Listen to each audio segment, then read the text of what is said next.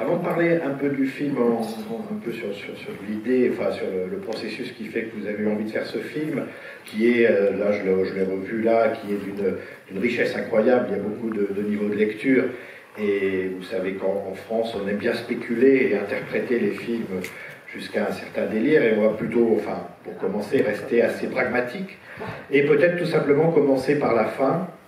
Je crois que c'était pas exactement la fin qu'on a vue, celle que vous aviez prévu de faire.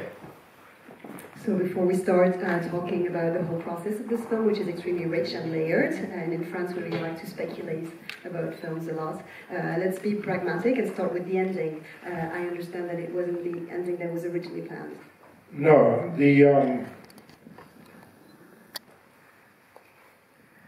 in the early 80s in America, a guy called Joseph Farrell developed a process of assessing films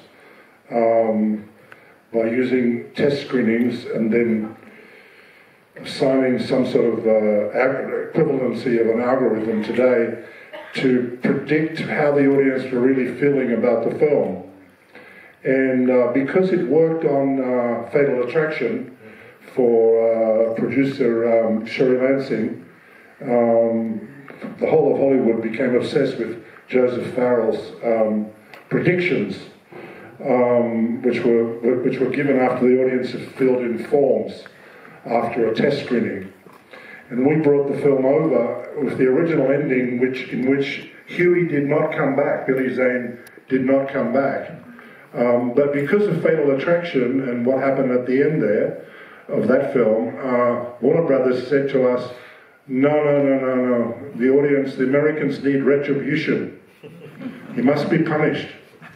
And the man must assert his virility again. So 6 months later, we used a different boat, that's a different boat, and we reconvened where that boat was, and we shot the ending that you see now, which was not really satisfactory to my point of view, but it gave retribution to the American audience. The original ending was that clearly Nicole Kidman's character Ray had become the dominant partner, and her husband was now the wreck, and she was nursing him. So that was the ending. So her journey was one to recover, which is what they set out to do when they went on this trip. So it was more of a cerebral ending. Alors effectivement, ça n'était pas la fin que j'avais prévue au départ. Il faut se souvenir qu'au début des années 80 aux États-Unis, il y a un monsieur qui s'appelle Joseph Farrell qui avait mis au point un système d'évaluation des films à partir de projections tests, et en fonction des projections, après les projections, il attribuait une sorte d'algorithme de prédiction du ressenti du public. Comme ça a plutôt marché avec le film Liaison fatale, suite aux projections de Liaison fatale, tout Hollywood s'est mis à être obnubilé par ce système prédictif, donc, qui était mis au point après que le public remplissait des formulaires. Et donc, effectivement, moi, de ma fin originelle, Huey, le personnage de Huey, de Billy Zane, ne revenait pas à la fin. Mais comme il y avait eu cette histoire avec la fin de Liaison fatale, Warner a dit qu'il fallait que le public ait droit à une revanche en fait des héros, et que le personnage soit puni. Donc 6 mois plus tard, on s'est retrouvés au même endroit pour tourner, mais c'était un autre bateau, ce n'est pas le même bateau sur lequel on a fini par retourner ces scènes. Pour moi, ce n'est pas vraiment une fin satisfaisante, mais elle permettait donc d'avoir cette revanche à la fin. Moi, ma fin, j'aimais bien le fait que c'était une fin plus cérébrale, parce que le personnage de Ray, de Nicole Kidman, devenait en fait le personnage un petit peu qui prenait le dessus psychologiquement sur son mari, et c'était elle à la fin qui prenait soin de lui. Donc il y avait ce processus en fait elle se remettait de sa peine grâce à ça. En même temps, sur cette fin, dont on comprend bien qu'elle a été ajoutée en fait lorsqu'on voit le film, il y a une très belle idée quand même que vous avez eue, qui est de montrer l'affrontement entre Billy Zane et Nicole Kidman derrière la voile, comme si c'était une projection. Et comme tout le film peut être vu finalement comme la projection d'un deuil, je trouve que c'est malgré malgré le fait que vous ayez été obligé de tourner cette fin, vous avez eu une très belle idée. So this added, as we understand while seeing the film that it's an added ending, there's still a great idea in it, is that it happens, the retribution happens behind the sail, which is a sort of a projection. Yeah, I mean, but every time I remember seeing the film, I heard what I heard today, which is laughter also. So which is not what the original ending had, you know. It was more psychological, the original. It's so 80s. Yeah, it's totally 80s. You know, and it was 88 when we did the new ending, 89 when it came out in America, 1990 when it came out in Europe. Oui, alors le problème c'est que on entend ce que j'entends quand je revois le film et qui aujourd'hui aussi s'est passé, c'est qu'on entend des rires dans la salle au moment de cette fin, parce qu'elle n'était vraiment pas prévue au départ. Moi j'avais prévu une fin psychologique, donc en fait on peut dire que cette fin elle est assez années 80 finalement, donc puisque c'était la fin des années 80, le temps que le film sorte aux États-Unis 89 et en Europe 90.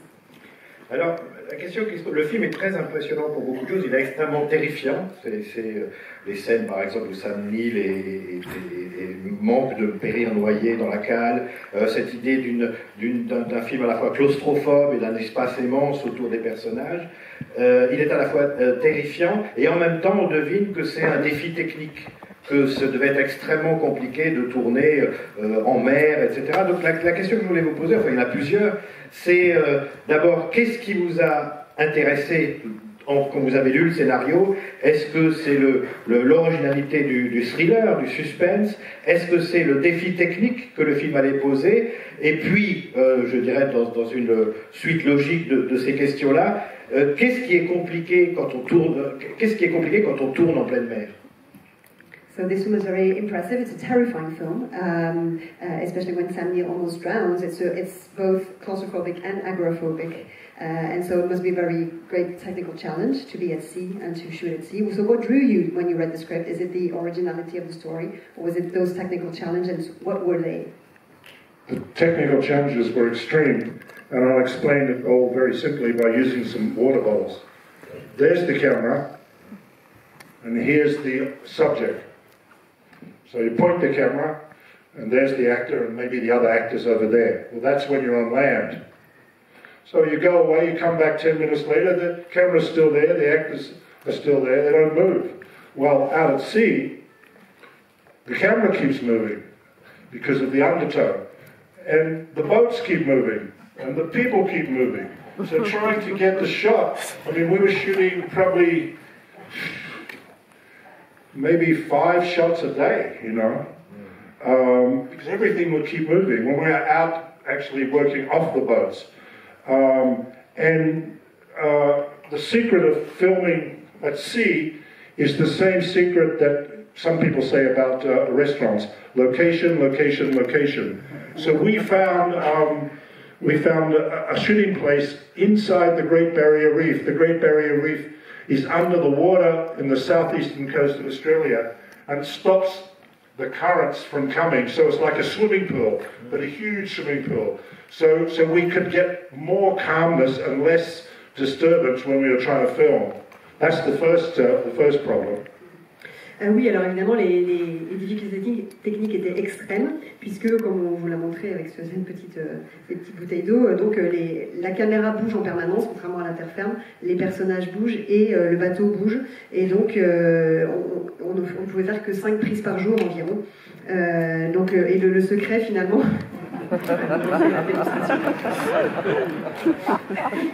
Donc le secret, c'est comme on dit pour un restaurant, le secret c'est l'emplacement, l'emplacement, l'emplacement. C'est ça qui est extrêmement important. Et on a trouvé donc un endroit au niveau de la grande barrière de corail qui arrête un petit peu le courant, qui ralentit le courant et qui nous permet comme une grande piscine qui nous permettait d'avoir plus de calme dans l'eau pour tourner. So we found an island that was a holiday island, and we all moved into the crew quarters of the staff there, and it so happened that a jet plane came in from Sydney every day, so we could send our footage back. And on the island we built our own studio about this big, and in the studio we sunk down and built a swimming pool which was the tank to do the underwater, but also we put the sets in the swimming pool, and then we had a team of big, strong Australians who would keep moving the sets, and the camera was always off the set. So if you can imagine, could you hold that for me? So the camera remains steady, but if the camera's on the set, you won't see. If the camera's on the set, you won't see movement. So the camera was off the set, and then the sets were moving, so you could feel like you were at sea. Alors, on a trouvé une île en fait qui était un camp de vacances et on s'est tous installés là, dans les endroits, dans les bungalows où étaient en général les personnels de vacanciers, de camps de vacances.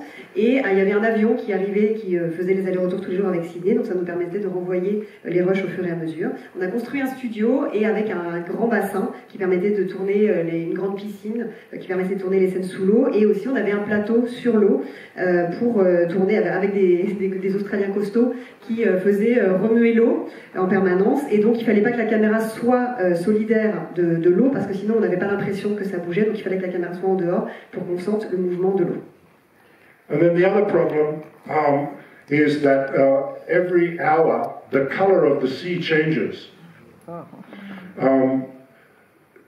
And I haven't seen this film for many years, and I've only seen it in those years on a version that was done in the video transfer. So, whereas you're seeing a photochemical print here. So we couldn't, in the photochemical print, we couldn't do what we could do even a year after we made the film, when we made the video transfer, which is go in and isolate the water so that it's all even. You might have noticed that it was sometimes dark blue, sometimes light blue, and so on. Whereas in the copy that's now out on video, all of those things have been ironed out. There's a certain beauty in the photochemical process, but actually I must admit I prefer what we did ever since then, which was to make it all the same color all the time. There's other problems. There's one other big problem. Oh my God. Okay. When you're out at sea, and you're going on a boat, and you have lunch, and you've got 20 people on your crew, it takes 28 minutes for them all to get off the boat, and 28 minutes for them all to get on the boat. So the lunch is taken up just getting off and getting on, let alone eating. So, because you can only do one at a time. You've got to do it carefully, and pull people up and so on. So eventually we realized no lunch, take away the crew. We ended up with 9. We stayed on the boat and stayed all day and went out. Yeah, we never changed boats, And the other problem, of course, was that we had to destroy the Orpheus.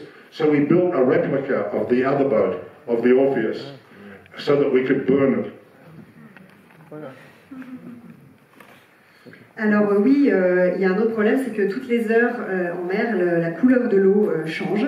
Et comme je n'ai pas vu ce film depuis des années, et je le vois en fait sur différentes copies, en fait la plupart du temps quand je le vois, c'est sur des copies vidéo, où on avait pu en fait refaire en fait un étalonnage, ou en tout cas unifier la couleur de l'eau. Et ici, évidemment, sur une copie pellicule comme ça, on voit que la couleur de l'eau n'est pas forcément uniforme. Donc je préfère ce qu'on a refait par la suite, qui permet d'uniformiser la couleur de l'eau.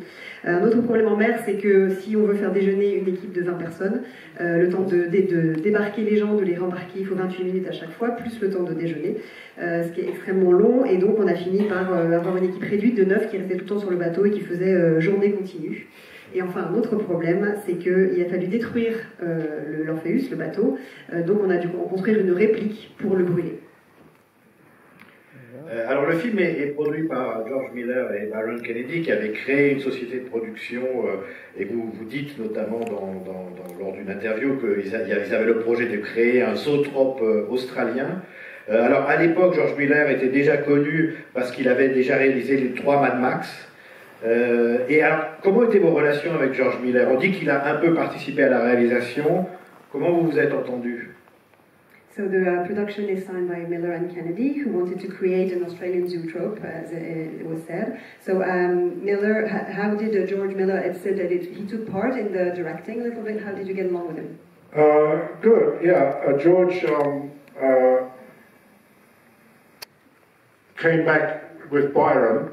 I had known them since university, and in fact I'd shot one of George's, I had been the DP for George on one of his short films, and we had all shown, we all made short films at a time when there was no film industry in Australia.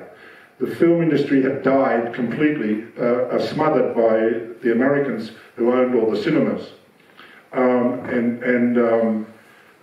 You know, our audience had been convinced that Australians couldn't and shouldn't make movies. That American life was more appropriate for them to watch and be amused by than their own lives. So we'd started our own little cinemas, unlicensed, and showing our short films. And they were, these little cinemas, which we called filmmakers cinemas, were enormously successful because our audience were like babies who, if you see a young child when it first of all goes to the mirror and looks at itself, you know, it has a magical experience because it's seeing itself for the first time. So we were making these short films, and our audience were just so enraptured with hearing their voice, looking at their image, seeing the differences between Americans and British, and sometimes French, because those were the films we saw. And so we'd all grown up with that, and then we all graduated into feature films around the same time. George Miller went off and made Mad Max, which was financed by independent finance for $300,000, but it returned about $100 million. And they came back to Australia and decided that they would start a studio based on Francis Ford Coppola's Zoetrope. So they brought in directors, and suddenly we had permanent jobs. We were paid a fee, and they brought in writers, and they brought in actors. And we were all on staff there. And we started to make long-form television, 10-hour miniseries. I'll let you translate before I go on. Alors, donc ça s'est très bien passé, hein, Miller et Kennedy, on se connaît depuis la fac, et puis j'ai même été chef opérateur sur un cours de George Miller, et on a fait des courts-métrages à une époque où il n'y avait plus d'industrie du cinéma en Australie, parce que le cinéma australien avait été un petit peu étouffé par le cinéma américain. Le public s'était finalement convaincu que les Australiens ne devaient pas, ne pouvaient pas faire des films au même niveau parce que le divertissement américain était indépassable. Donc nous on s'est mis à projeter des films dans des petits cinémas qu'on appelait des cinémas des cinéastes, et c'était une expérience magique pour le public australien de redécouvrir, en fait, de se redécouvrir dans les films, de découvrir leur propre image, de se revoir eux-mêmes. Donc on a grandi avec ces expériences-là, et on s'est mis à faire des longs métrages également en même temps. Quand George Miller a réalisé Mad Max avec des financements indépendants pour $300 000 et que le film ensuite a rapporté $100 millions. Il est rentré en Australie et il a ramené, donc il a voulu créer une société à l'image de celle de Francis Ford Coppola, et donc il a ramené des réalisateurs, des acteurs, et d'un seul coup donc nous étions payés, nous étions salariés, et nous avons commencé à travailler pour la télévision sur des mini-séries de 10 heures environ. And while George went off and made another 2 Mad Max films, he left us others to make a 10-hour miniseries, a series of 10-hour miniseries. They were broadcast not once a week, but all in 1 week, each miniseries. So for me, it became the ultimate film school, because to hold the audience showing on a Monday night 3 hours, on a Tuesday night 2 hours, on a Wednesday night 2 hours, and on a Thursday, the final 3 hours, is an enormous, that's like a steeplechase, you know, in terms of filmmaking, because you have to hold the audience. It's a complete difference between television and cinema. Cinema, once the audience is in the cinema, they're probably not going to leave. But on television, they're always going to leave because there's something better somewhere else. So holding them, you've really got to jump out of the screen and take them and hold them in place. And that was the lesson that I learned, and it was one miniseries that I made just before this. At the same time as that miniseries was being made, Nicole Kidman was in another series, because George was developing actors and an ensemble of actors as well. And Nicole was 17 when she played in a series about Australia's involvement in the Vietnam War. And that was how we found her, because she was part of our stable of actors. Et alors, George Miller est ensuite retourné tourner deux autres Mad Max et nous a laissé continuer, et notamment moi, à faire donc ces mini-séries d'une dizaine d'heures qui étaient diffusées non pas en un mois, mais qui étaient diffusées en une semaine. Donc il y avait 3 heures diffusées le lundi, 2 heures le mardi, 2 heures le mercredi, et ensuite les 3 dernières heures le jeudi. Et donc pour moi, ça a été une école de réalisation incroyable, parce que c'est comme une course de haies, il faut vraiment tenir le public. Imaginez qu'une fois que le public est dans la salle, il va y rester pour tout le film. Mais à la télévision, les gens ont toujours d'autres choses à regarder potentiellement. Et donc il faut un peu sortir de l'écran et attraper le spectateur pour le maintenir en place.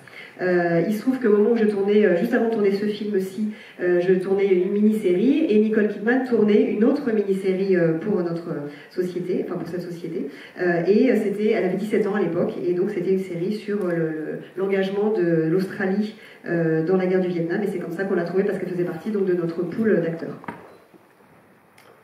C'est une bonne transition. You were asking about George Miller. Yeah. So George went away to do Witches of Eastwick with Jack Nicholson and 3 prominent American female actors, including Cher. That was a bad experience for him, but he came back about 4 weeks before we finished this film and came up to the studio on the island.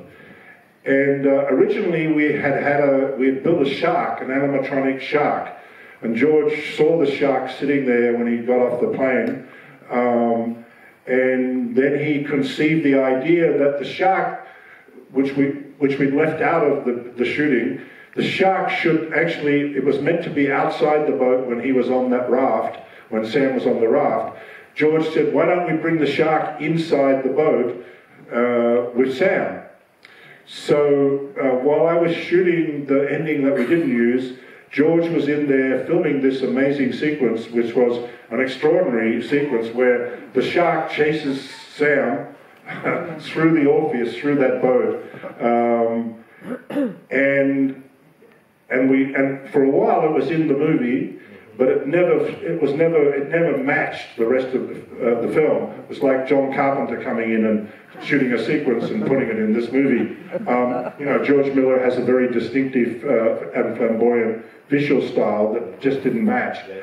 I invited George into the editing room and said, well, you have a look and see what you think of it.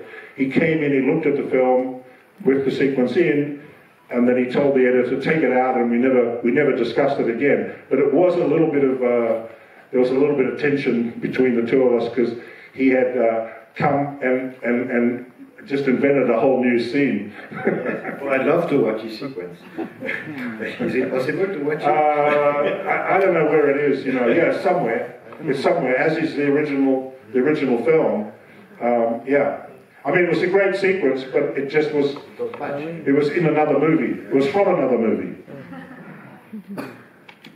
Alors, George Miller donc, est allé tourner Les Sorcières d'Eastwick avec Jack Nicholson. Apparemment, ça n'a pas été une très bonne expérience. Et il est rentré 4 semaines avant la fin de notre tournage à nous. Donc, il est venu nous voir. Et on avait construit à une époque un requin animé. Enfin, voilà. Et on l'avait mis de côté, on ne voulait finalement pas l'utiliser.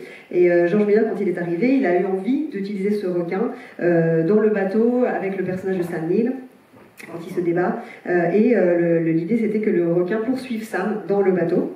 Donc on a tourné cette scène, et finalement ça n'a pas vraiment collé avec le reste. C'était un peu comme si John Carpenter débarquait dans le film. C'est le style un peu flamboyant de George Miller, mais qui ne collait finalement pas tellement bien.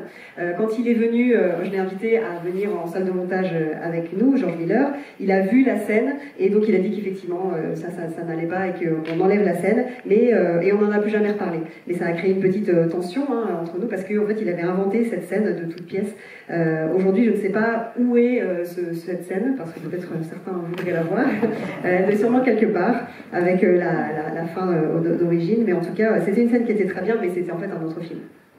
George Miller, three things to say about him.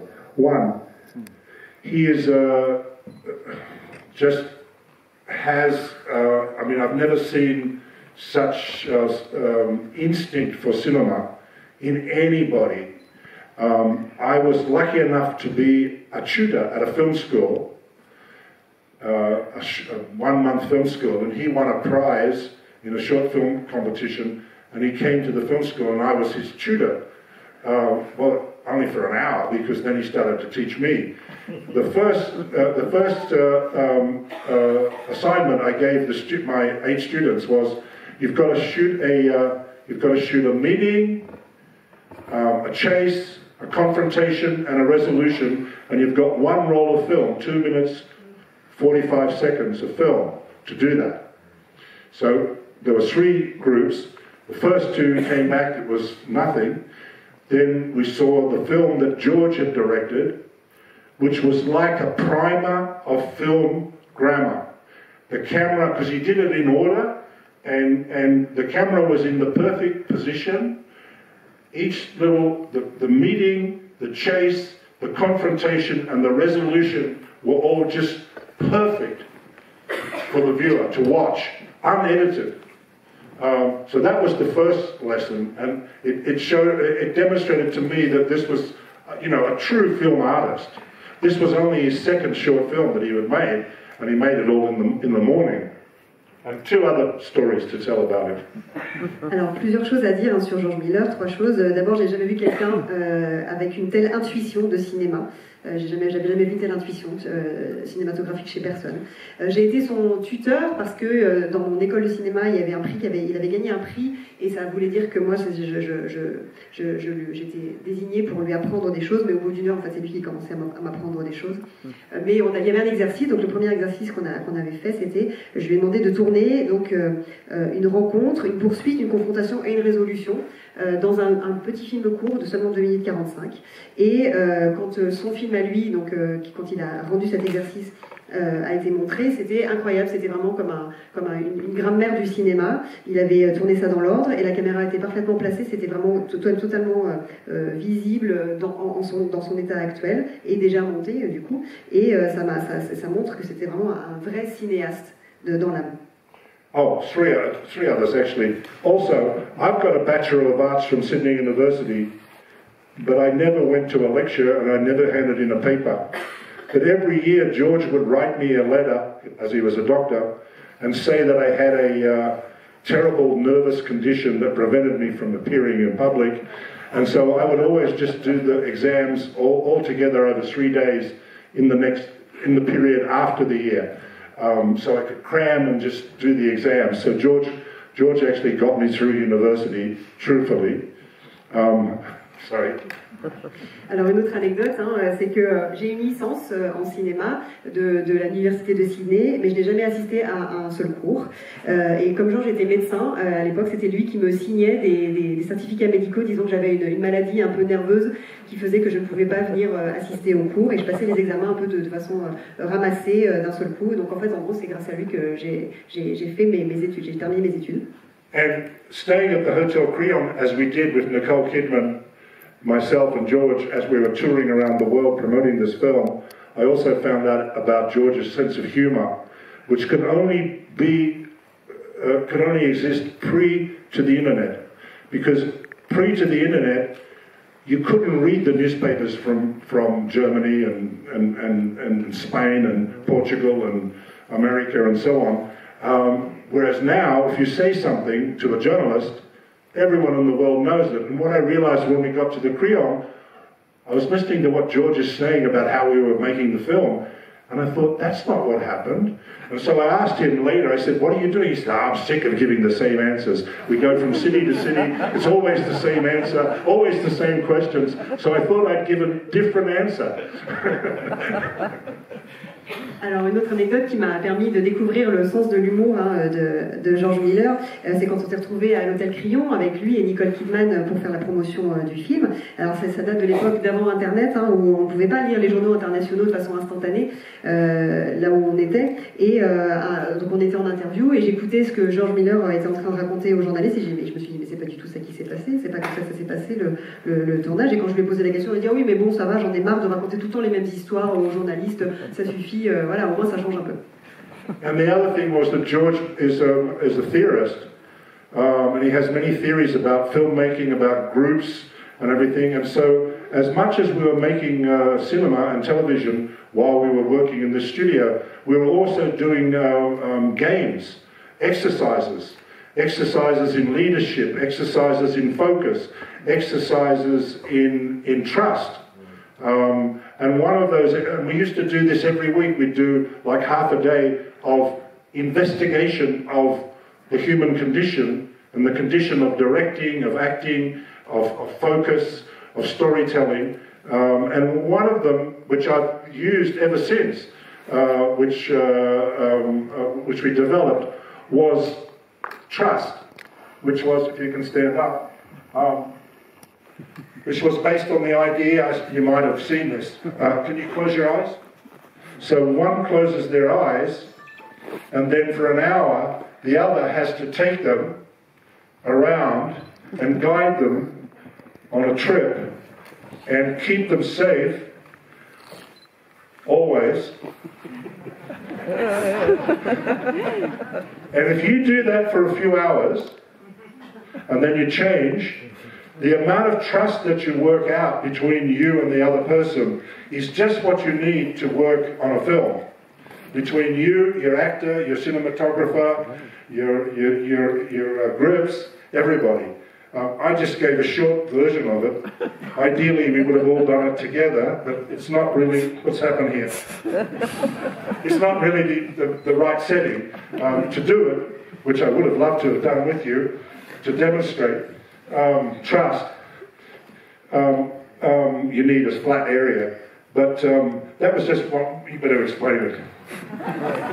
Et alors George Miller donc est un théoricien en réalisation et en dynamique de groupe également, et donc en travaillant, en faisant des films ensemble, on faisait aussi des exercices en concentration et en confiance. Comment on fait pour diriger une équipe et instaurer de la confiance. Et donc on faisait des sortes on enquêtait, en fait c'était vraiment de la recherche sur la condition humaine, sur l'écriture, et en faisant cet exercice que nous venons de faire, donc ça permet de construire une relation de confiance, et c'était exactement ce qu'il fallait dans une équipe entre les éclairagistes et puis le chef opérateur et tous les gens qui travaillent, tous les techniciens qui travaillent dans l'équipe. Alors, Phillip Noyce nous a envoyé une série de photos qui retracent, avec lesquelles on va pouvoir retracer sa carrière. Donc, on va les projeter les unes après les autres. Donc, ça démarre, ça commence avec ses débuts, ça se termine avec ses derniers travaux. Et il arrêtera la projection, pour réagir aux photos qui apparaîtront. Voilà, c'est une masterclass illustrée à laquelle vous avez assisté. So this is an illustrated masterclass, as you have chosen a series of photographs as a sort of drive-by of your career, and then you can stop. Okay, yeah. Without any time if you want to comment. Okay, so voilà, thank you. Okay, so this was what got me started. I was an 18-year-old, and as an Australian, you would never expect that you could ever have a career in the cinema. There was no Australian cinema. No one was making Australian films, but there was some making short films. And I'm walking along the street, and I see on a telegraph pole this, underground movies. And the word underground to an 18-year-old in 1968 was like honey. You know, yes, that meant something risque, something maybe hidden, psychedelic, drugs, rock and roll, sex, whatever. Underground was where I wanted to go. So the next Sunday, I went to a screening of these films, and for the first time almost in my life, I heard an Australian voice, and I saw Australian faces, and I realised that these movies were made very cheaply. In fact, one made by Barry Spinello called Sonata for Pen, Brush and Ruler was just scratched on the film stock. In other words, it cost under $1 to make the whole 6-minute movie. And suddenly I thought, oh my God, I could do this. Anyway, I hung around in the foyer, and there were 3 guys there who put on the screening. They all had beards, and I haven't shaved since that dark day. I've always had a beard. And they called them film directors. And their motto was, anyone can make a movie. And I thought, oh my God, anyone can make a movie? Anyway, so 6 months later, I was making a short film, and that was the beginning of me having a career. As my son says when he asks, what should Dad do for a living, he answers, he yells action and cut. And that's what I've been doing ever since that day. I never had another job except yelling action and cut. Alors ça, c'est ce qui a tout démarré, ce qui a à partir de ça que tout est parti. Donc j'avais 18 ans et en Australie, je ne pensais jamais pouvoir faire carrière dans le cinéma. Pour moi, c'est quelque chose qui n'existait pas, à part quelques courts-métrages. Et donc un jour dans la rue, je vois cette affiche sur un poteau, et pour moi, qui avait 18 ans, le mot underground, à l'époque, c'était quelque chose de très fort. Ça voulait dire que c'était des choses un peu osées, un peu cachées, psychédéliques, rock'n'roll et sexe. Je me suis dit, ah oui, je veux aller voir ça. Donc le dimanche suivant, je suis allée à la projection de ces films, et pour la première fois, j'ai entendu des Australiens parler de films et faire des films, et dont certains étaient faits avec extrêmement peu de moyens. J'ai traîné un petit peu dans le foyer et j'ai vu certains de ces réalisateurs qui étaient barbus. C'est pour ça que depuis ce jour-là, je ne me suis jamais rasée. Et donc, ils s'appelaient eux-mêmes, ils se baptisaient eux-mêmes réalisateurs, et ils disaient, leur devise, c'était n'importe qui peut faire des films. Et donc, 6 mois plus tard, j'ai fait mon premier film, et je n'ai jamais fait d'autres métiers depuis. Et quand on demande à mon fils ce que je fais dans la vie, il répond, il crie action et coupé. Et donc, c'est ce que j'ai fait depuis ce jour-là. Of course, at that time we used 16mm cameras and the new film stock, Tri-X and 4X, which meant we didn't have to light anything. And of course, anyone could make a film, but that's even more true today. Because when anyone comes to me and says, how can I get money for a film? I say, why do you need money? Have you got a smartphone? I mean, there it is. You can do your script on your phone. You can photograph it at 4K and higher, 6K on many phones. You can monetize, you can edit it, and you can monetize it on YouTube and so many other areas. This is your studio, and that's all you need. And the only excuse you have is here and here, and maybe here. Have you got the guts, the heart, and the mind to do it? Which is why I know that nothing will ever stop me, because I've got one of these, and they're only getting better and better. So I'll be, yelling action and cut until I really do cut.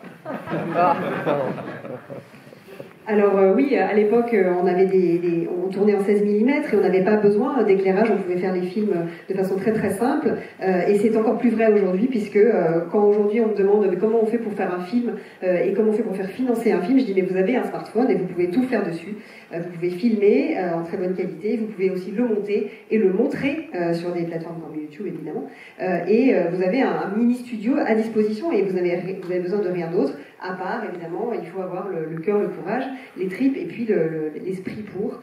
Et donc c'est pour ça qu'aujourd'hui rien ne m'arrêtera. Je continuerai à crier action et couper jusqu'à ce que moi je finisse par être coupé finalement.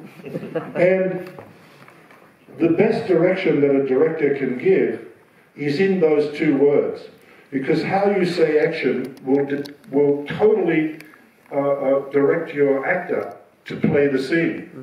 Mm-hmm. You can say action, you can say action.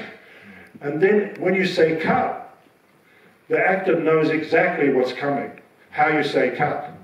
So action and cut are actually, that's the A to Z of film direction in many ways. Anyway, let's go to the next one. Et donc la meilleure direction, la meilleure direction d'acteur ou en tout cas sur un film, elle tient dans ces 2 mots, c'est la façon de dire action. Ça va orienter le jeu de l'acteur selon si on le dit doucement ou fort. Et quand on dit couper, c'est pareil, l'acteur sait ce qui va arriver ensuite. So this is one of the daybills or posters for our filmmakers cinema that we had. where we used to screen, around the clock to full houses all the time. This is a movie that I made. It's screening here next week sometime. Monday, yeah. It was about a group of bikers who actually moved in next door to my house in inner Sydney. So I thought, I can't escape them, so I'd better make a movie about them. Anyway, next one. Oh, you want to... Yeah. Alors donc ça c'est l'affiche d'un film que j'ai fait, donc on a projeté dans notre cinéma des cinéastes et souvent les salles étaient pleines, on projetait vraiment on projetait en permanence. Le film est projeté ce lundi ici et c'est sur un groupe de motards qui avait emménagé près de chez moi. Je me suis dit bon bah voilà, je suis obligée de les supporter, donc autant que je fasse un film sur eux. That's my mother. Voilà, c'est ma mère.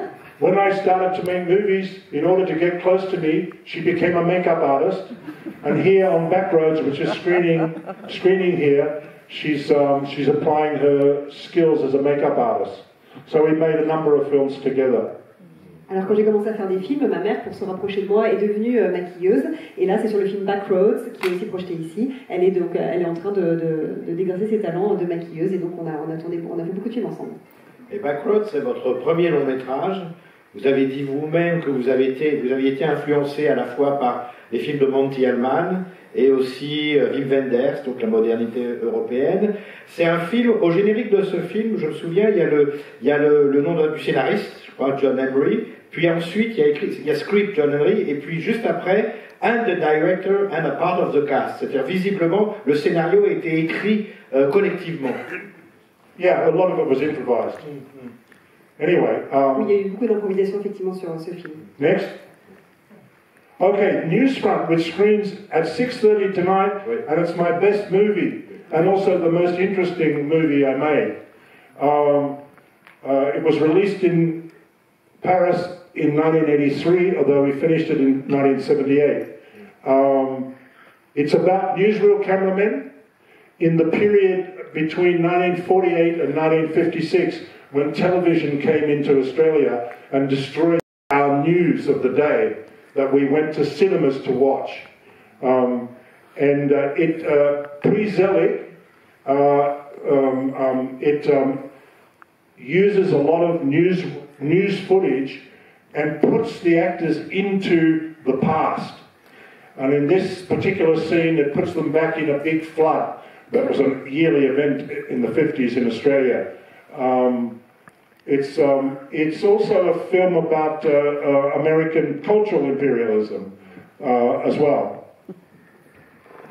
Alors, Newsfront, qui passe ce soir à 18h30, est mon meilleur film et mon film le plus intéressant. Il est sorti en 83 en France, alors qu'il avait été fini en 78. C'est un film qui se passe entre 48 et 56, et ça se passe donc au moment où les journalistes, les caméramans qui faisaient les actualités, les informations qu'on voyait au cinéma, ce métier commence à disparaître puisque la télévision arrive. Et donc voilà, on voit qu'en fait ils sont replongés dans des images du passé, et c'est aussi un film sur l'impérialisme culturel américain. But now we're making feature films. The short filmmakers have grown up and we're making features. Peter Weir was doing Picnic and Hanging Rock, The Last Wave. Fred Skepsey was doing his films. George Miller had made his first Mad Max. This is an example that cost us $500,000 Australian to make, and we made it back in 6 weeks. Et alors donc c'est la période où on a grandi, nous, cette génération de jeunes cinéastes. On commençait à faire des longs métrages, dont Peter Weir et George Miller et moi. C'est un film qui nous avait coûté celui-ci $500,000 australiens à faire, et on a eu un retour sur investissement en 6 semaines. And it's you're lucky if you come to see it because you'll be able to understand it, whereas Americans couldn't, because you've got subtitles. It's done in old Australian English. So it's very hard for someone who hasn't got subtitles to understand what the Australians are saying. Et si vous allez le voir ce soir, vous aurez de la chance parce que vous pourrez mieux comprendre ce film que, par exemple, les Américains qui ont pu le voir, parce que vous allez le voir avec des sous-titres. Et c'est un film qui est dans un anglais australien assez ancien, donc très difficile à comprendre. But for us filmmakers, this was about rescuing our past and establishing that we had the authority to portray our history. It was a white history, and later there would be a whole other revolution another wave of black filmmakers.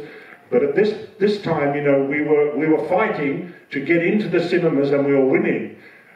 You know, all the cinema chains took our films because the audiences were so hungry. And for us, it was a battle. You know, we were battling a war with Hollywood. Alors, nous, à cette époque-là, on était en train d'essayer de sauver notre passé et d'établir qu'on pouvait raconter nous-mêmes notre histoire. On luttait vraiment pour rentrer nous-mêmes dans les cinémas. Et le public a eu soif de ça. C'était un peu une période un peu de guerre entre nous et Hollywood. And the reason that war was so ferocious was because we weren't protected by French language as you guys are. You know, we speak English, and the Americans had really colonized our hearts and our minds. You know, that's why it was a hand-to-hand battle and vicious. Et donc c'était une bataille particulièrement féroce, hein, parce que nous n'étions pas protégés par une barrière linguistique, hein, comme vous, par exemple les Français, vous pouvez le faire parce que vous avez la langue française. Nous, on parle anglais, et du coup, les Américains avaient vraiment colonisé nos cœurs et nos esprits. Donc c'est pour ça que c'était vraiment très... Dans le film de Wim Wenders qui vous a inspiré pour Backroads, qui est au fil du temps, un des personnages dit « Les Américains ont colonisé jusqu'à notre inconscient ». Wenders films, one of the characters says that the Americans have colonized also our subconscious. Yes, that's true, and that's why that was Hollywood's success, which now themselves they're committing seppuku through Netflix, because at that time, I mean, if you think about Rome conquered the world, but they needed a sword to do it. Hollywood conquered the world, the hearts and the minds of everybody without a sword, through their skilled publicity, you know, to convince people that their version of life is more valid than their own lives. And they've been terribly successful at that. Of course, what's happening now is that Netflix, in order to increase their sales, which is what and increase their share value, they're going into production all over the world. They're democratizing the whole process so that even South Korean film, TV series can be #1 in 57 countries all at the same time. So in a way they're defeating their cultural stranglehold but maintaining their ownership of the property. Because it still comes from a building on Sunset Boulevard. That's where all the money comes back and goes out. Although the content is now much more diverse that we're seeing through streaming. Alors, c'est effectivement une des grandes réussites, hein, d'Hollywood, et aujourd'hui, c'est repris un peu par des plateformes comme Netflix. On voit que cette conquête, elle se fait de façon à bas bruit grâce à la publicité. Rome a été conquise à la force de l'épée, mais là, c'est vraiment une conviction qui entre dans les esprits que leur version, à Hollywood, la version qu'elle a de la vie est plus valide que nos vies à nous, ou la vision qu'on en a. Et aujourd'hui, pour augmenter les ventes et la valeur de Netflix, il y a des productions qui se font un peu partout dans le monde. On démocratise la production, et ce qui permet à une série coréenne d'être #1 dans le monde. Alors, d'une certaine manière, on a l'impression qu'ils ont abandonné une certaine hégémonie de production de pays, et qu'on ouvre la voie à une certaine diversité culturelle, mais l'argent revient évidemment à la société dont le bâtiment est sur Sunset Boulevard aux États-Unis. Alors, le fait qu'on parle de Netflix, je me permets de poser une question que j'avais envie de vous poser depuis un moment. Netflix, par ailleurs, est aussi connu pour donner toute liberté et un budget très confortable à des grands cinéastes. Je pense à Martin Scorsese, David Fincher. Si un jour Netflix vous fait une proposition de ce type-là, vous avez une liberté totale de création et vous avez le budget pour le faire, ça vous plairait? So, as Netflix is known to give total freedom of creation and big budgets to filmmakers like Fincher and Scorsese, if you had an offer from them, would you take it? If you had all freedom and creativity? Yeah, sure, of course. Although today I got a call from Wanari Kayu, the Kenyan director, who's a very close friend, who was saying that she's having problems with Netflix on the film that she's just edited for them. And I said, pretend to love them and they'll give in to you, was my advice to her. So it's not all freedom, listening to her. Maybe for Scorsese it is, but not for a Kenyan. I'm sure for you. I'm sure for you it will be free. I don't know. Who knows? Alors oui, je dirais oui, même si aujourd'hui j'ai reçu un appel d'une amie réalisatrice kenyane qui me dit qu'elle a des problèmes sur le film qu'elle est en train de monter donc pour Netflix. Donc je lui ai conseillé de simplement faire semblant de les aimer et qu'elle obtiendrait peut-être ce qu'elle voudrait. Et peut-être que la liberté de création, soi-disant prétendue, n'est pas totale réellement. Okay, next. Oh my God. Yes, that was me once. With a beard. C'est moi autrefois, mais With that beard. déjà barbu. 26 years, and that was Newsfront, the film that I made. Keep going with that. This is a film you've never heard of. It stars the last emperor of China, John Lone. It's called Shadows of the Peacock. He plays a Balinese dancer who falls in love with an Australian housewife. Et donc là, c'est un film qui s'appelle Shadows of the Peacock, qui est pas connu en France et qui raconte l'histoire d'un danseur balinais qui tombe amoureux d'une femme au foyer australienne. Next one. Oh, John, was handsome. Okay, here we are, filming Dead Calm. Alors là, c'est sur le tournage de Calme, blanc. Those flashbacks that you saw, where Billy Zane is arguing with the other guy, who's actually got the camera on his arm. So we're filming those snippets that you saw in the movie. Donc là, on voit en fait, ce sont les flashbacks qu'on voit dans le film quand Billy Zane se dispute avec les autres passagers de son bateau et donc notamment avec l'acteur, celui qu'on voit avec la caméra à l'épaule. Et donc c'est là qu'on a tourné ces petits extraits. Next. Aha! The premiere of Backroads in Australia, before anywhere else in the world. Me with my star. Voilà, moi avec ma star à l'avant-première à Sydney. And then 10 years later, the 10th anniversary at the Moscow Film Festival with Nikita Mikhalkov, who ordered a cake, a pavlova, to be made to celebrate the 10th anniversary of the film. Et aussi donc devant une immense pavlova pour le 10e anniversaire du Festival de Moscou, la 10e édition du Festival de Moscou. Alors, justement, là, il y a un réalisateur russe, ex-soviétique, et en fait, l'autre jour, un ami me disait, on a invité il y a quelques mois, ici, Andrei Konchalovsky, qui lui aussi a fait des films à Hollywood, et on s'est dit que peut-être Konchalovsky, comme vous aviez tellement l'habitude des grands espaces, que c'était facile pour vous de tourner aux États-Unis, que c'était presque naturel.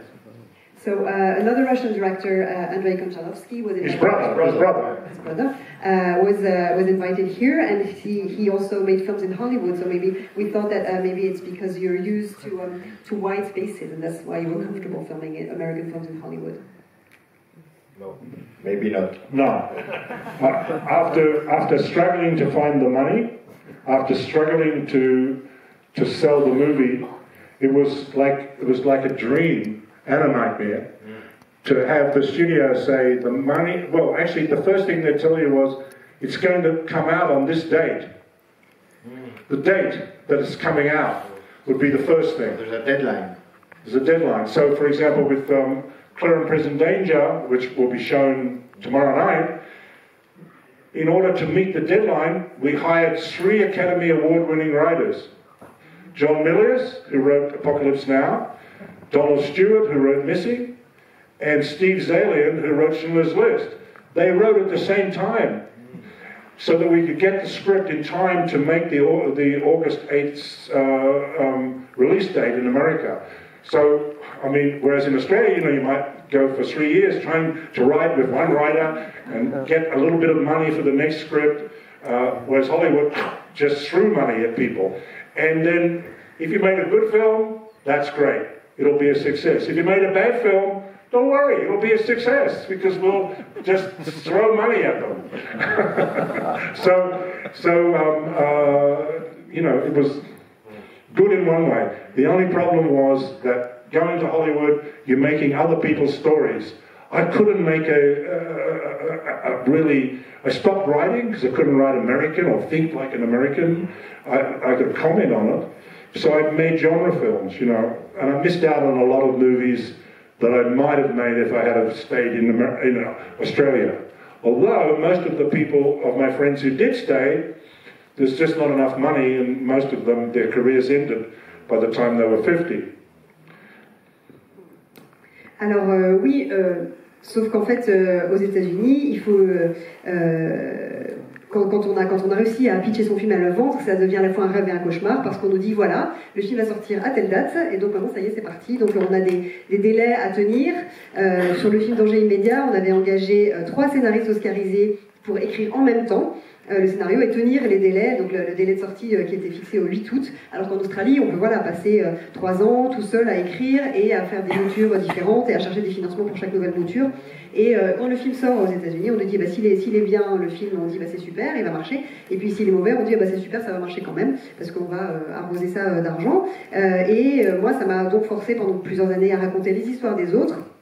J'ai arrêté d'écrire parce que je ne me voyais pas penser comme un Américain et faire des films américains, écrire des films dans l'esprit américain. Donc j'ai fait des films de genre. D'une certaine manière, je pense que je suis peut-être passée à côté d'histoires que je pourrais plus raconter moi-même de films australiens. Mais certains de mes amis qui sont restés en Australie pour faire des films, il y avait tellement peu de financement qu'ils certains ont dû arrêter leur carrière autour de 50 ans. Next. Aha, here we are. George Miller, Phillip Noyce, Gillian Armstrong. Happy-go-lucky kids in 1980. Next. Une joyeuse bande, donc Phillip Noyce, Gillian Armstrong et George Miller. Oh, that's on Blind Fury, which showed last night, and that's when I used to smoke 120 cigarettes a day. Sur le tournage de Vengeance aveugle, et je fumais à peu près 120 cigarettes par jour à ce moment-là. I should be dead, but I'm still alive. C'est une chance que je sois encore en vie. I gave up smoking 15 years ago. J'ai arrêté de fumer il y a 15 ans. Next. And there's Rutger Hauer, the great Rutger Hauer, wonderful, wonderful guy, playing the blind samurai. Alors, justement, Vengeance aveugle, ce personnage, il est, on s'inspirer de ce personnage du cinéma japonais qui s'appelle Zatoichi, le masseur aveugle, joué par Shintaro Katsu. Et donc, vous avez transposé cette histoire, et c'est même le scénario d'un des Zatoichi que vous avez transposé dans votre film. Est-ce que, on sait que le cinéma asiatique, à la fois japonais mais aussi chinois, Hong Kong, a eu une influence très forte, même si elle est un peu souterraine, sur beaucoup de cinéastes occidentaux, américains évidemment, mais aussi, je pense à Sergio Leone par exemple en Italie. Est-ce que pour vous, le cinéma asiatique, ça compte aussi comme une de vos influences? So would you say as this character is inspired from one of the Zatoichi? From the Zatoichi films, yeah. Yes. And so you transpose one of the stories to make this film. So Asian cinema has impacted a lot of directors. Would you say they count as one of your influences as well? To a degree, yeah, but more David Lean and Francis Coppola and Bernardo Bertolucci. They're my inspiration really, and the experimental films that I grew up with. Alors oui, dans une certaine mesure, mais je dirais que mes influences principales sont David Lean, Coppola et Bertolucci, et aussi des films expérimentaux que j'ai vus plus jeunes. Next. Oh, this is Patriot Games with Sean Bean. Hands-on directing, showing him how to fire a gun. Next. Voilà, c'était son jeu de guerre, je montrais à Sean Bean comment... And who do you think that is? Alors à votre avis, qui c'est? Who is that guy? Samuel L. Jackson, yes, in Patriot Games. Dans Jeu de guerre. Next. Alors, quand vous arrivez à Hollywood, parce que ça, ce sont des films à gros budget, ce sont des films qui sont des succès, pour lesquels vous avez beaucoup d'argent, qui adaptent effectivement des histoires américaines, mais vous arrivez à Hollywood parce que D'être calme est un succès, et donc Hollywood vous ouvre ses portes. Est-ce que vous vous dites, c'est formidable, je vais avoir plus de moyens, plus d'argent, mais je vais avoir d'autres contraintes?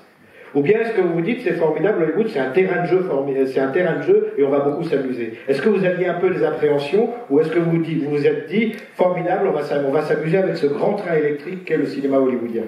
So those are big budget films that we're coming to now, very successful films adapted from American stories. When you came to Hollywood after that, Calme was a success, the fact that you had more budget to make those films, did you think, oh, this is great, but I'm going to have other limitations maybe? Or did you say it's going to be a great playground? No, there's no limitations. Okay. The only limitation came after the test screening. If the test screening was below 75, then you had measles. You had to get rid of your measles.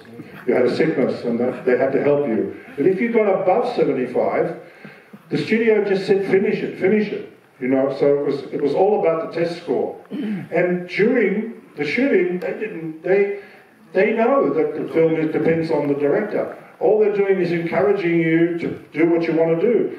I can remember Harrison Ford saying in Patriot Games, what is this sequence where you've got this Irish music and it's like a video, you know, it's like a song, video song, what are they called? Video clip. And John Goldwyn of the Goldwyn family, who was head of production at Paramount, he just said, no, that's a brilliant sequence. I mean, he stood up for me. And that happened throughout that studio period. They would stand up for you, completely back you as a director.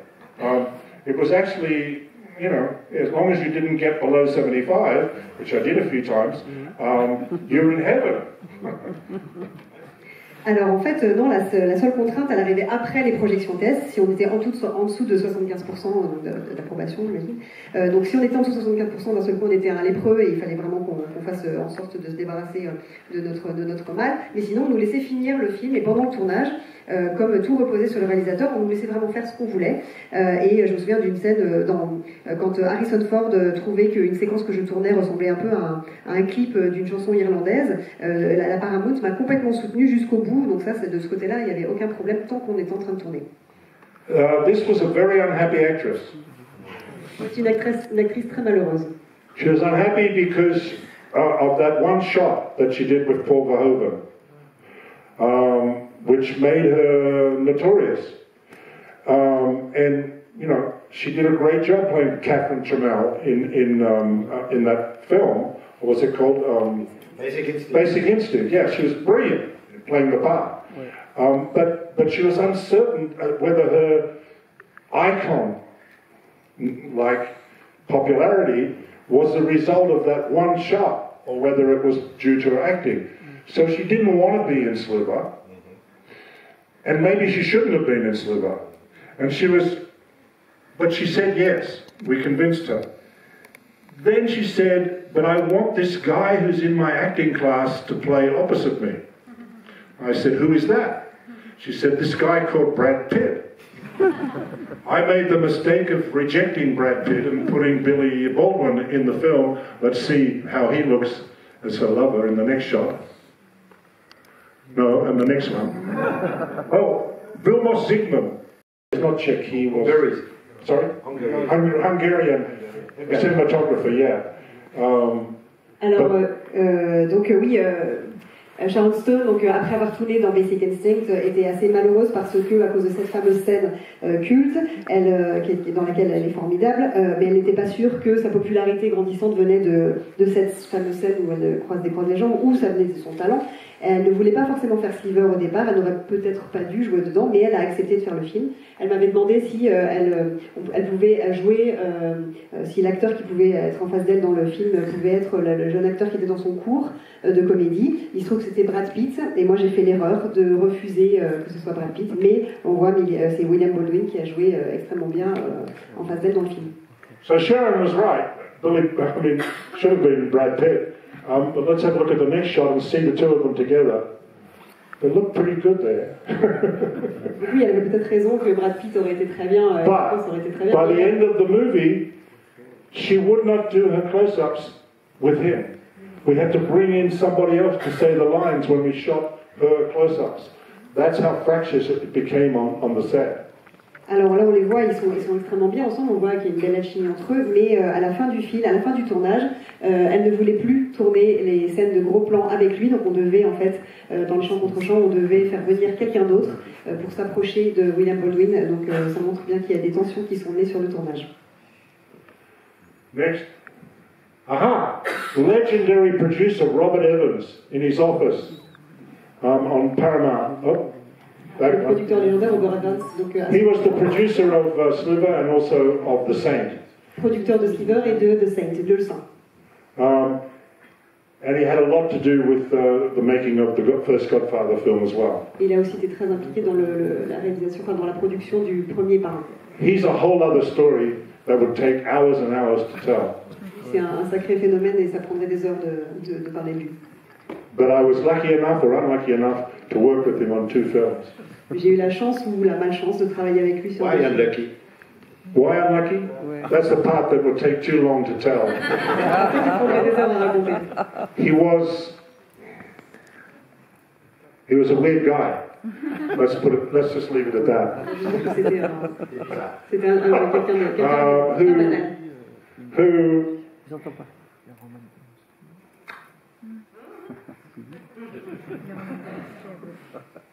who set up a lot of people in Hollywood with partners. Il a été entremetteur pour beaucoup de gens à Hollywood. Okay, this is the film that's on tomorrow night, and that's the set we built to film the sequence of the ambush, where Harrison Ford is in one of those sedans, what are they called, SUVs. And there's an interesting story here. John Milius had made a film called Flight of the Intruder that Paramount had treated badly. So when I asked him to write all of the military and action sequences in this film, he said, I'll do it, but I'm not going to accept a penny from those bastards. And I said, well, have we got to pay you? He said, okay, get one of those SUVs, fill it up with Cuban cigars, and drive it to my house. It has to be completely full, and that'll be my payment. And so that's how we paid John Milius, with Suburban full of Cuban cigars, only the best Cuban cigars. Alors ça c'est le film qui est donc projeté demain soir, c'est la scène de l'embuscade où Harrison Ford est dans une de ses voitures. John Milius qui avait tourné donc un film précédent, Flight of the Intruder. Flight of the Intruder, qui avait été assez maltraité, donc a été un petit peu quand je lui ai proposé de travailler sur le film, il ne voulait pas, il a travaillé pour moi mais il ne voulait pas être payé et j'ai voulu le payer. Il m'a dit à ce moment-là, remplis de ces voitures de cigares cubains et apporte-les moi, donc c'est comme ça qu'il a été payé. Il faut savoir que les cigares cubains sont interdits aux États-Unis à cause de l'embargo, donc c'est un double exploit. Okay, next. Oh yes, so this one belongs earlier. It's going to the CIA with Harrison Ford. So I'll explain how I direct actors, which may help somebody who's going to direct an actor or an actor who wants to be directed by a director. For me, the most important thing is that the actor knows who they are. It's not whether they say the lines louder, softer, or anything like that. They can't ever begin unless they know exactly who they are. Knowing who they are from the time they were born until the time the scene is shot is the first thing. Mm-hmm. So, here we are, finding out who Jack Ryan is. We're on our way in a plane to Washington, where we'll spend a week at the CIA and delving into all the secret technology of American military, the way in which a CIA analyst works. Harrison is about to start that process so that he knows everything about the character that he's portraying. He was about to meet about 20 different analysts who were models for him. For Billy Zane, I put him on a yacht and locked him away with those people that he was on the boat with, gave them a lot of marijuana, and made them stay there for a month. And then he came to the set. So he was already, unhinged, and he really experienced cabin fever. Denzel Washington, I went out and found 6 quadriplegics, and then selected the 3 that I really thought would help him, and then together we went to see them and spent time so that he knew what it was like to not only be able to control everything through their mouth and breath and nothing else.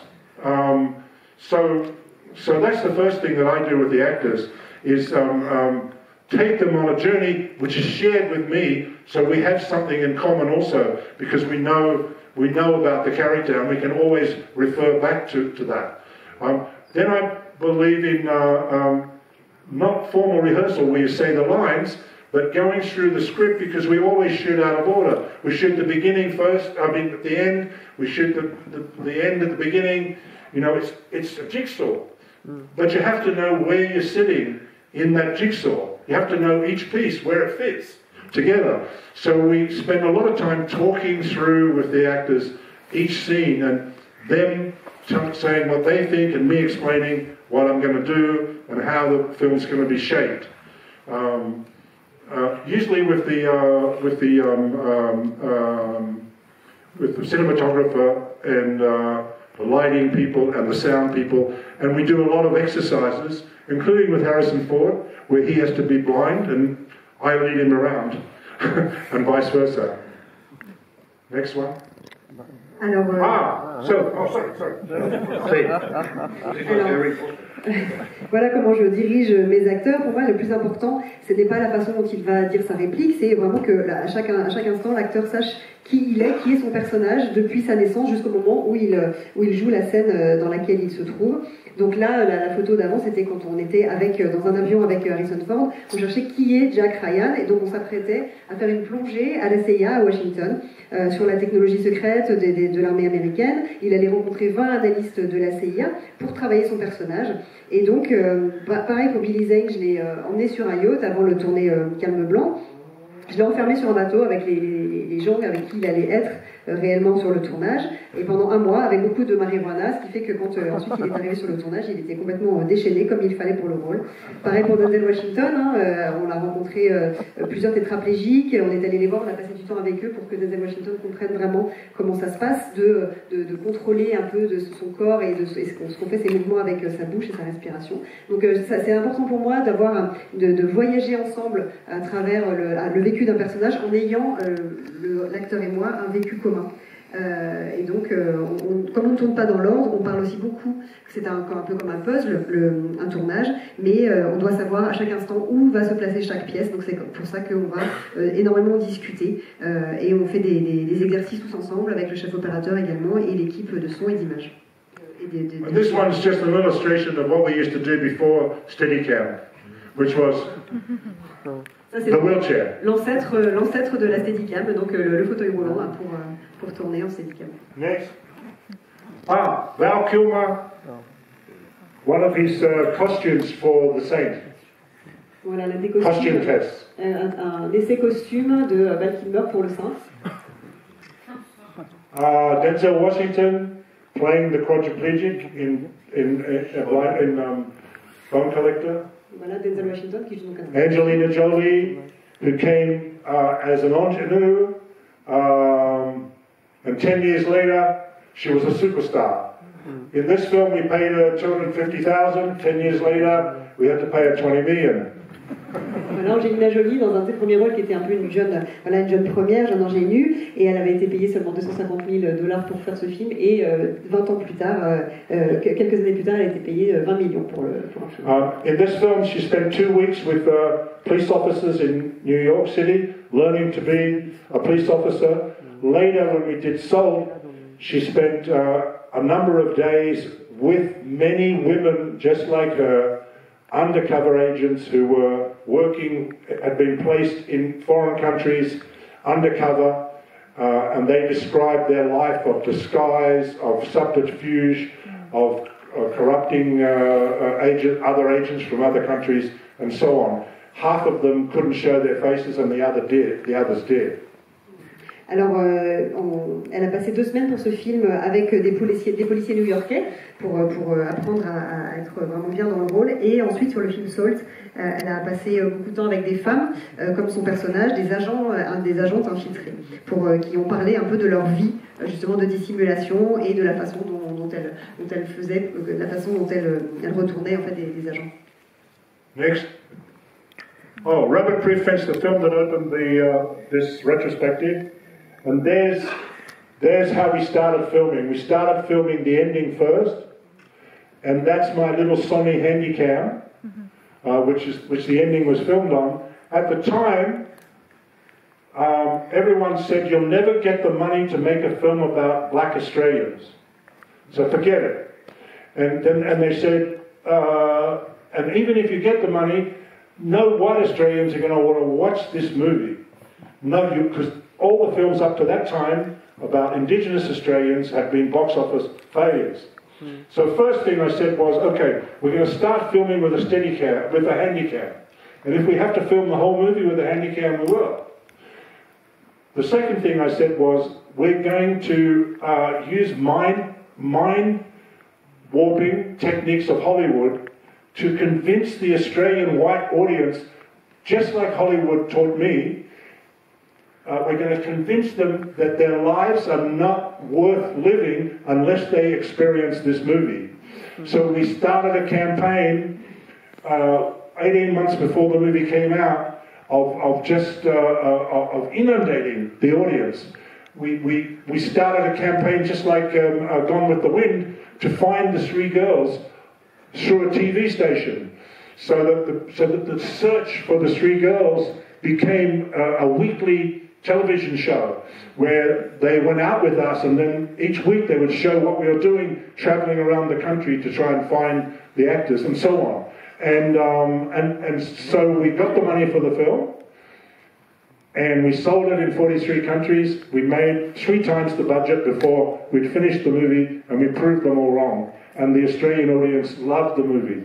So that was the biggest achievement of my whole life, was making this film and proving them all wrong. Alors, donc le chemin de la liberté, ça c'est le tournage, on a commencé par tourner la fin du film. On m'avait dit que jamais je trouverais de financement pour tourner un film sur des aborigènes, et que en plus aucun Australien n'aurait envie de voir ça, parce que tous les films qui avaient été tournés sur les aborigènes s'étaient plantés en Australie.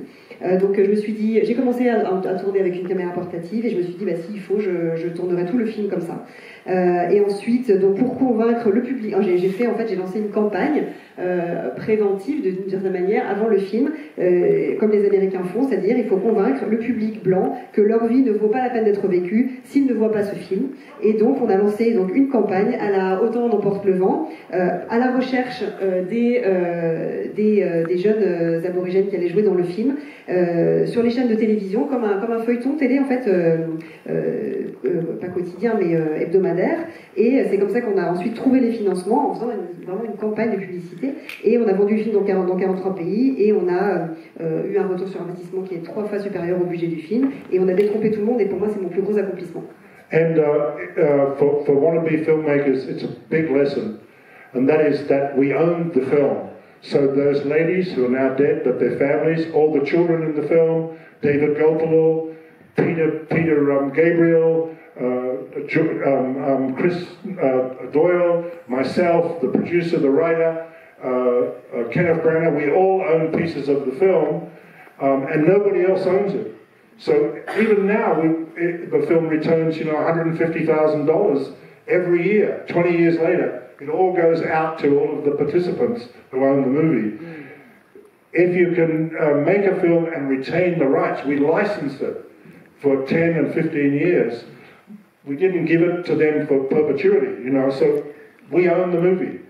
That's what you're going to try and do, own your movies. License them for a limited period, that's all.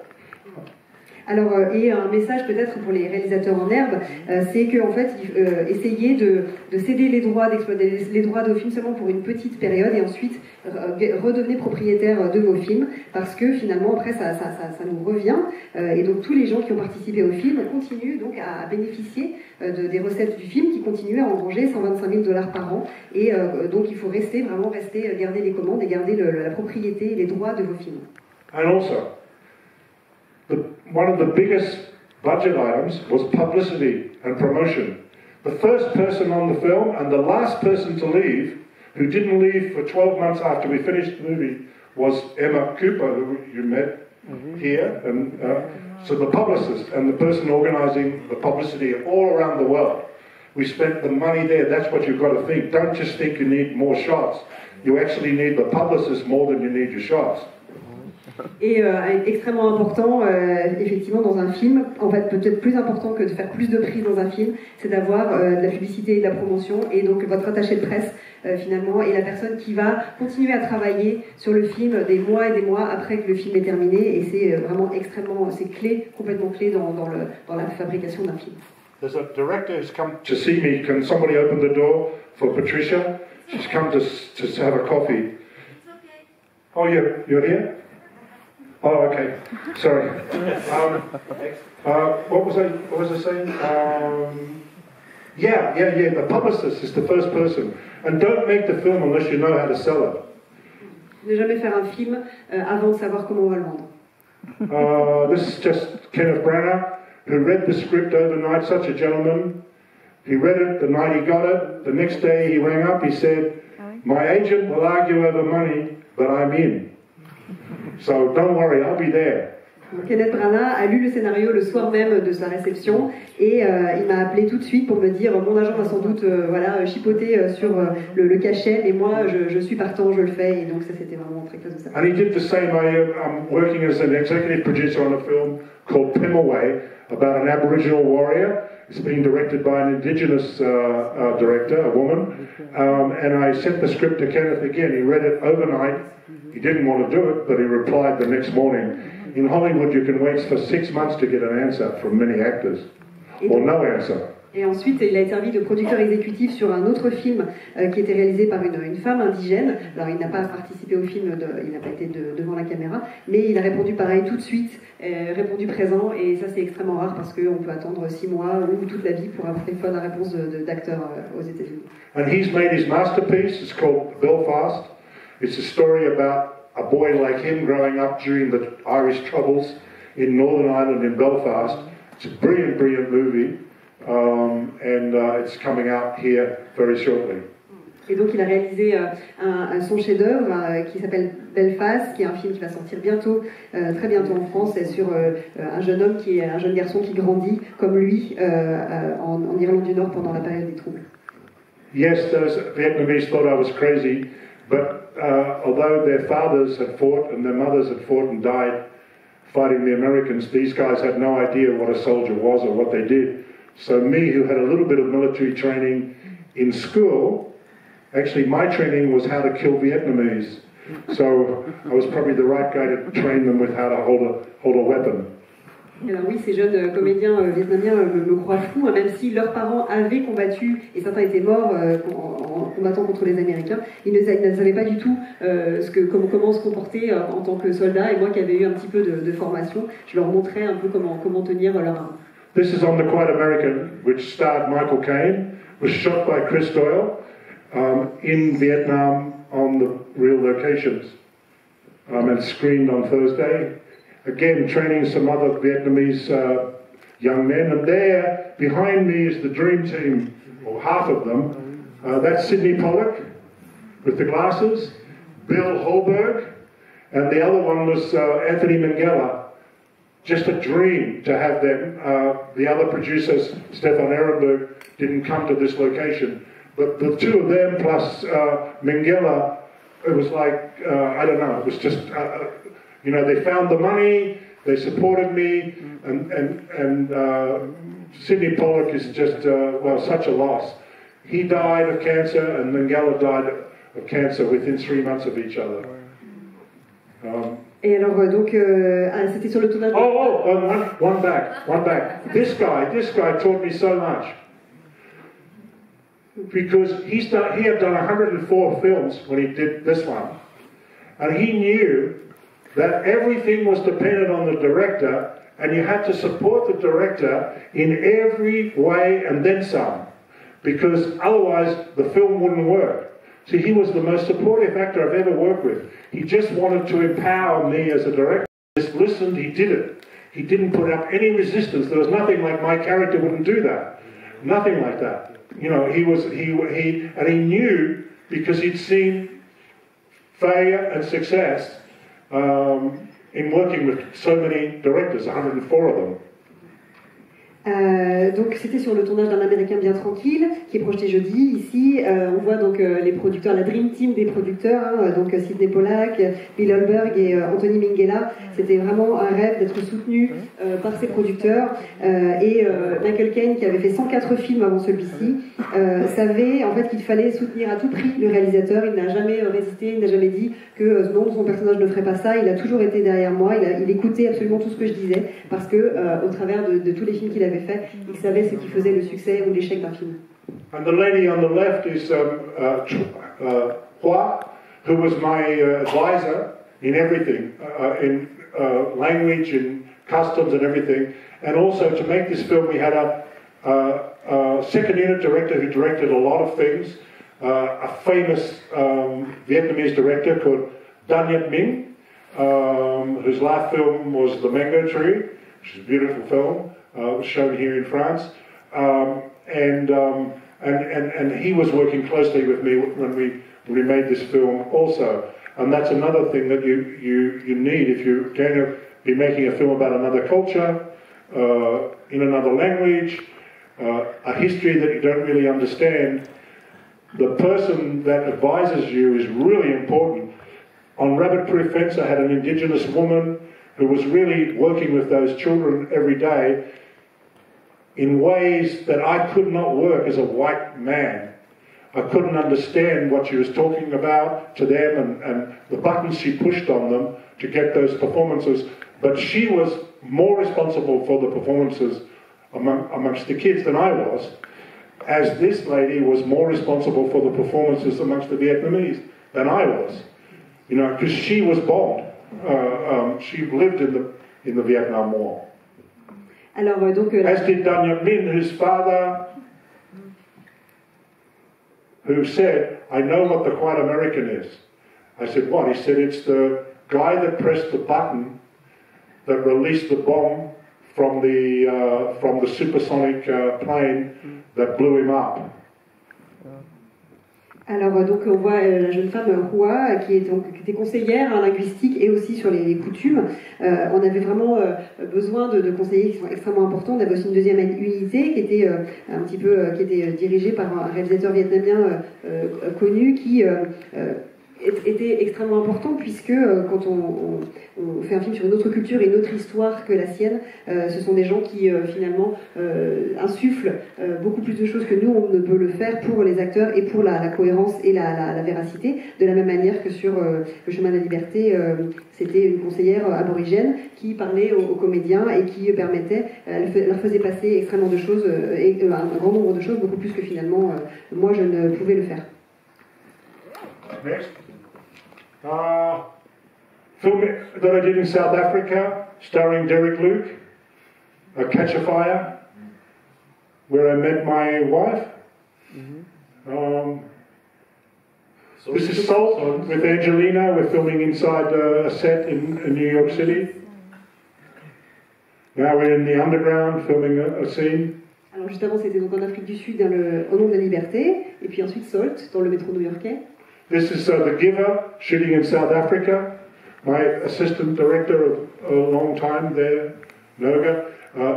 Roberto DeAngelis, the best operator in the world. Jeff Bridges and Brenton Thwaites playing in The Giver. Dans le film The Giver, le passeur, qu'on a tourné en Afrique du Sud. Robert DeAngelis, qui était extrêmement précieux dans mon équipe. And next. Oh, here we are with... Back one. Taylor Swift is in that film. There she is. Voilà, Taylor Swift qui joue dans le film The Giver, le passeur. And next, filming one of the scenes. Yeah. Next. Une des scènes. Another one. And again. This is a film that didn't screen here, called Above Suspicion. It came out in America in May this year. Donc un film qui n'est pas sorti en France, qui s'appelle Suspicion, qui est sorti en mai cette année. Daenerys. Avec Daenerys, bien sûr, l'actrice que vous connaissez, Emilia. And this is the film that comes out soon, starring Naomi Watts. It was made during COVID, shot in 13 days. for a ridiculously small amount of money. Alors voilà, c'est le film qui sort. And that's what we did to film in COVID. Everyone's covered in masks. Voilà, donc on a tourné pendant le Covid avec donc Naomi Watts. On a eu 13 jours de tournage, on a tourné avec un budget ridicule et donc avec les contraintes que vous voyez à l'écran. And the next film will be starring, oh God, I forgot my actor's name. J'oublie les noms des acteurs. Mon prochain film. He was in Matador, remind me. Non, Matador. Matador. Pierce Brosnan. Pierce Brosnan. Stars Pierce Brosnan. We shoot in January. It's a crime story. He plays, again, like in Matador, he plays a hitman. In Matador, he was a hitman who had lost his mojo. And in this film, he's a hitman who's lost his boss. And is very angry that the boss has been killed. Donc c'est un polar qui parle d'un tueur à gages qui a perdu son patron qui a été tué et donc qui est très en colère. Cette masterclass va tirer à sa fin parce qu'il faut qu'on quitte la salle dans 5 minutes puisqu'il y a une autre séance.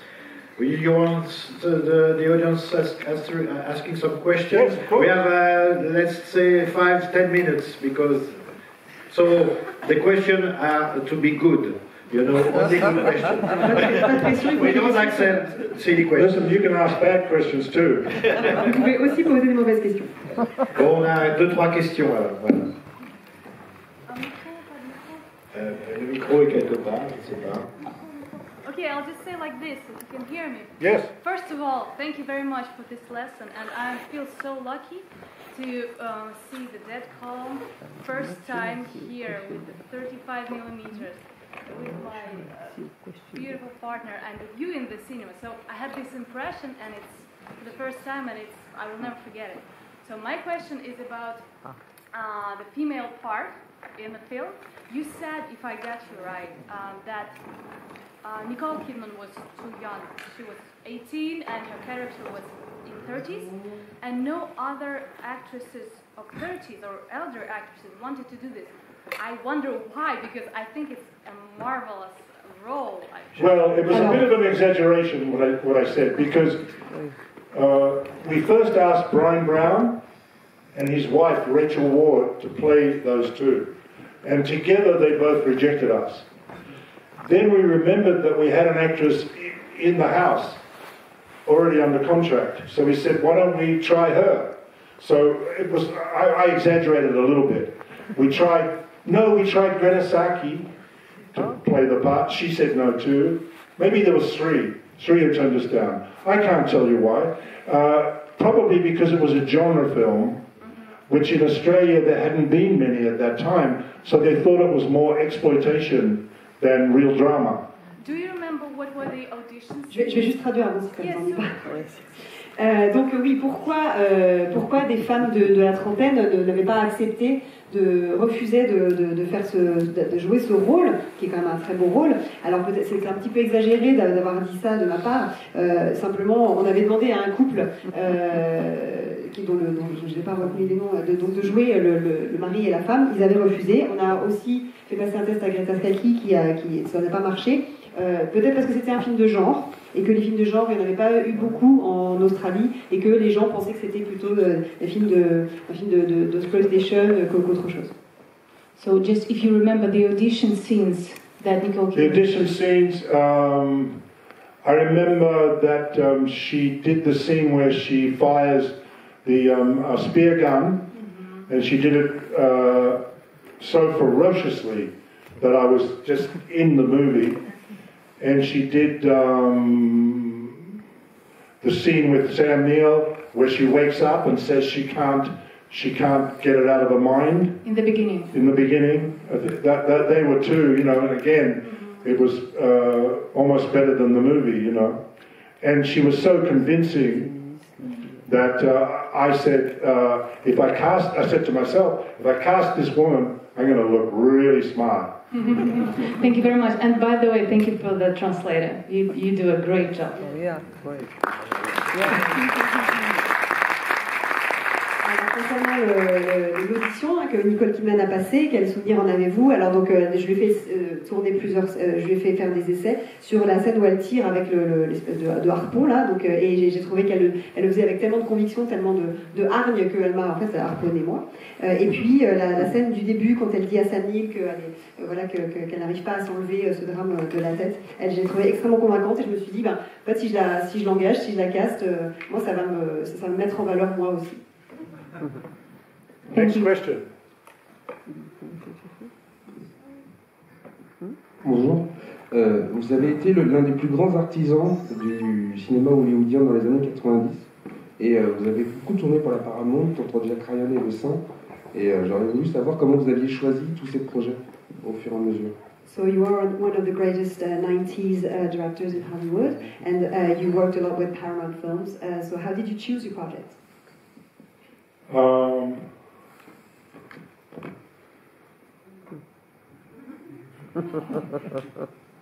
Well, they would throw scripts at us, you know, like they would say, well, there's this script, you know, the first one was Patriot Games, and then that led to Clear and Present Danger,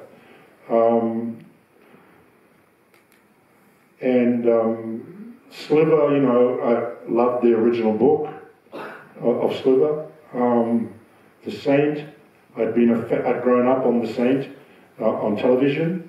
Roger Moore playing The Saint. The Bone Collector just seemed like a great exercise in cinema to have a leading man that can't move.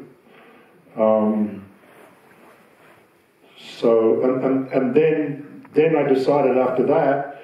I was in Hollywood and I was about to do a film, another Jack Ryan film, and the phone rings at 2 o'clock in the morning, and it's a woman from Australia, and she says, "I've written a script. You're the perfect director. I want to send it to you." And I said, "Lady, I hear that every day, but not in the middle of the night. Look, you know, maybe send it to my office or something, or ring back the office during the day, please." Anyway, I told the person who answers the phone at the office, there's this crazy woman who says she's written a perfect script that I'm the perfect director for. Try and get rid of her, like, just get rid of her. Anyway, the woman who answers the phone was an African American. She didn't get rid of her. She made friends with her. She got her to send the script. She read it, and then she wouldn't leave me alone until I read it, and that was Rapid Proof Fence.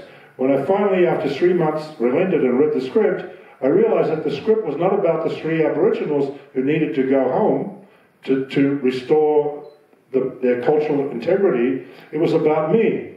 That if I did one more of these studio films, I was going to become the worst animal in Hollywood, which is a Hollywood hack. And I decided to just go, to leave. I left this big movie that was a $100 million movie, or no, 88 million, and I went back and started what you saw with a handicap. And it was like the rescue, it was the savior of me, to go back and find who I was. Alors, c'était en général des scénarios qu'on me soumettait. Par exemple, donc, ça a commencé par Jeu de guerre, qui ensuite a mené à Danger immédiat. Pour Sliver, j'aimais beaucoup le livre dont le film est tiré. Et puis, j'ai été un grand fan du Saint quand ça passait à la télévision avec Roger Moore. Pour Bone Collector, j'aimais cet exercice de cinéma qui consistait à avoir un héros qui ne peut pas bouger. J'allais faire un autre Jack Ryan avec un très très gros budget quand une nuit à 2h du matin je reçois un coup de fil d'une femme qui me dit « Ah, j'ai écrit un scénario, il est parfait pour vous, il faut que vous le réalisiez ». Je dis bah, « Écoutez madame, moi j'entends ça tous les jours mais en fait pas la nuit, donc envoyez ça à mon bureau et voilà, et essayez de faire vos démarches plutôt de jour ». Quand j'ai reçu ça à mon bureau, j'ai dit à la personne qui travaillait dans le studio d'essayer de se débarrasser de cette femme parce que voilà, qu'elle m'avait appelé en pleine nuit, etc. En fait non, elles sont devenues amies et elle m'a fait lire ce scénario et elle m'a pas fichu la paix, donc jusqu'à ce que je le lise.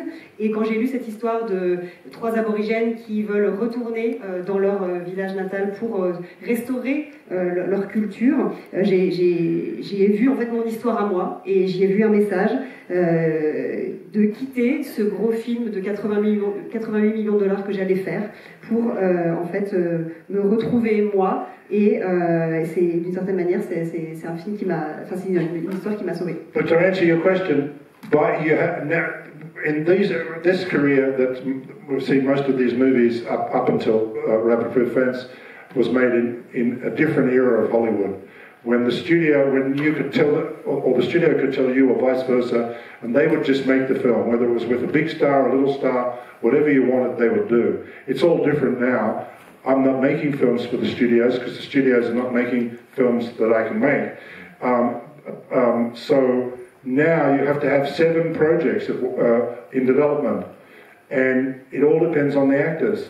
The whole financing of films is based on actors. There's an A, a B, and a C level of actor, and that's about the price that you can get for pre-sales, because everything is dependent on pre-sales. For example, this film that I'm doing in January, it's meant to cost 16 million, but because the lead actor is not in the top or even the second category, we can only get 10 million. We sold it last week for 10 million. So with a little bit of subsidy, that means we can make it for 12. So it's going to be hard to make the film, but it's all dependent on the actors. You know how much money you can get to raise money before you make the movie. So if you know any A-list actors, get them, because that makes your life a lot easier. But Pierce Brosnan is not A-list anymore, but he's the perfect guy to play the part. So I'll just have to cut everything down, film faster. You know, originally it was 40 days. Yesterday it was 35. Today they were proposing 30 days to fit it in, you know. And it'll probably end up at 28, I'm sure.